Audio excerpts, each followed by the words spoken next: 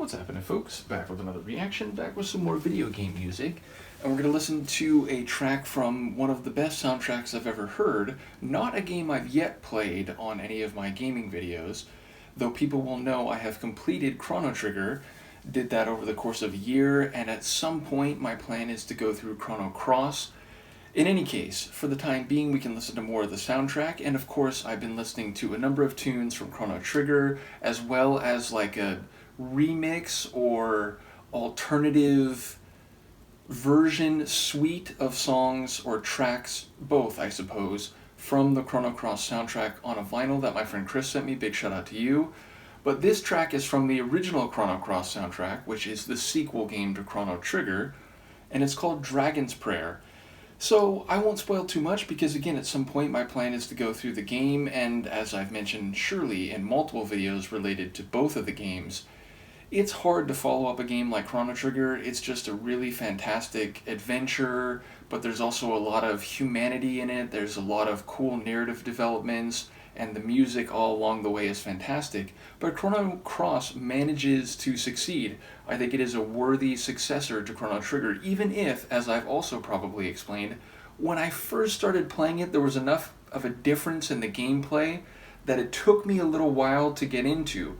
But after that brief period of acclimating myself to the changes, and admittedly the graphical difference, because Chrono Cross was on PlayStation, and it was the very first PlayStation, meaning it was in the early days of disc-based games, and there's a lot of that like polygon, things have that kind of like, what's the right word, like very computer-looking imagery as opposed to the more smooth, like rounded look of the final phase of the cartridge gaming years. Nevertheless, once I got through that period, it became one of my favorite games of all time, and as I said, at least as good as Chrono Trigger.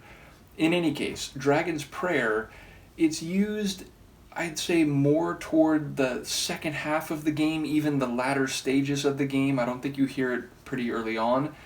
And when you finally do hear it, it's in this situation where not only is it a very significant moment in the story, but it's also indicative of the way that there is time travel in the second game, just like the first game, but it's done in a different way, and there's this question of, like, what is reality? Is this dream? Is this actual physical existence? Is this some alternative timeline, some alternative dimension, or is this getting at what really happened in the original timeline? There's a lot of ambiguity, and I think this track, which is sort of two-sided, it's both big and a bit haunting, a bit gothic and austere, and then warm and enveloping and dreamlike in the other half of it. I think it captures both of those concepts, the significance and the import of the moment where you finally hear this tune, or the part of the game where you finally hear this tune, but also in the larger flow of dreams and time and ambiguity and uncertainty that you, the player, and several of the characters experience over the course of the game as well. So, enough talking, let's hear it. This is Yasunori Mitsuda, or as I talked about in one of my recent reactions, technically Mitsuda Yasunori, but I've been writing it the other way around since I first began reacting to the soundtrack to both Trigger and Cross, so I'll just keep saying it that way. But yes, this is Yasunori Mitsuda's Dragon's Prayer from the soundtrack to Chrono Cross.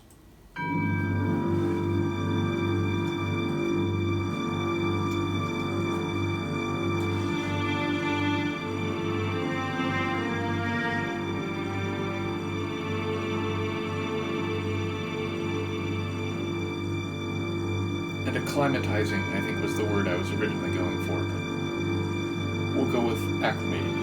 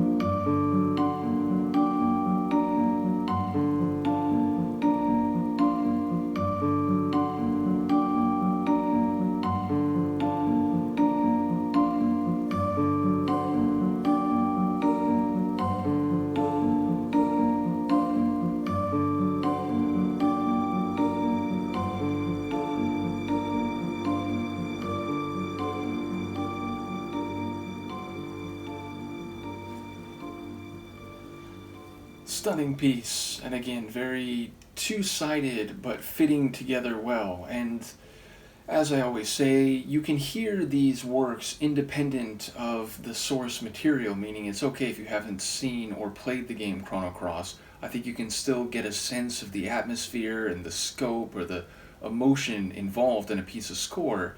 But inevitably, I am thinking in particular of one part of the game. It may play in multiple parts. Again, I think entirely in the second half of the game. But there's one notable section that this does feature in, and my brain can't help but think of that environment and the activities. And yet at the same time, I'm thinking about timelines in my own life. You know, when I first played this game, which was the very late 90s, and then over the years I replayed it multiple times, along with replaying Chrono Trigger, and then now having played Chrono Trigger and shared it with other folks here on my channel, I'm thinking to the future and sharing this game, Chrono Cross, as well. So yeah, it's weird the way games, and I suppose movies, TV shows, novels, plays, they toy with concepts and experiences that allows us to, number one, look outside ourselves and to vicariously experience events and feelings and processes that are not our own, and yet inevitably to turn around and use that work as a mirror toward our own experiences, life trajectory, feelings, understandings, and so on. And so as I hear a piece of music like that, I'm thinking about the game, but I'm also thinking about the amount of time that's passed since I first heard this, and all the things and people I've come into contact with then, and what I plan to do in the future. So the idea of being between different timelines and feeling emotions in the present based on the past, or extrapolating to the future what you're thinking and feeling, it all seems very appropriate. So again, shout out to Yasunori Mitsuda Yasunori, for two of the best soundtracks for video games I've ever heard in my life, and for being part of a sequel game that, in the end, again, with a little trepidation at first because it was just so different, but in the end, which I value just as highly, if not even slightly higher, than Chrono Trigger, and that's not easy to do. In the world of video games, there's a lot where, like, the first one is the one everyone remembers and loves, and then